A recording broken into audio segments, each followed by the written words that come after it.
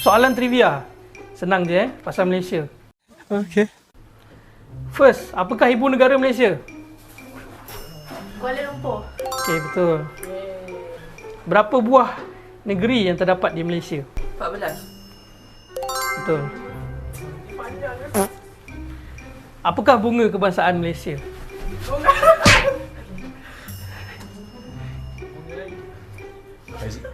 Hibiscus. Oh. Ya, Bunga Raya. Okey, betul. Okey, bila Malaysia mencapai kemerdekaan? 1957. Tarikh? Ogos 31. Okey.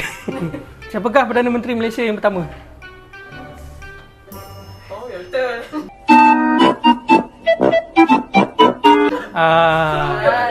Tunku Abdul Rahman. Oh, mantap Aiman. Okey, apakah nama Malaysia sebelum 1963? Tanah Melayu. Okey, betul. Mana ada? Gunung tertinggi dekat Malaysia? Aduh, senang je. Oh my god, what is that? Gunung Kinabalu. Okey, betul. Sungai terpanjang dekat Malaysia? Sungai Kelang.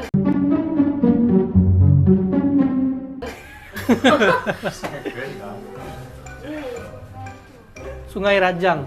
Okey. Oh, Kelantan. Negeri mana yang digelar Serambi Mekah? Kelantan. Okey, betul. Apakah maksud warna kuning dalam jalur gemilang?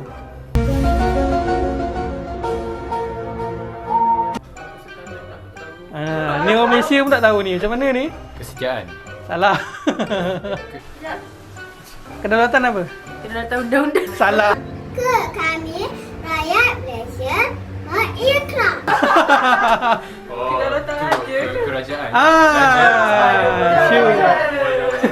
Kedaulatan? Raja-raja. Betul.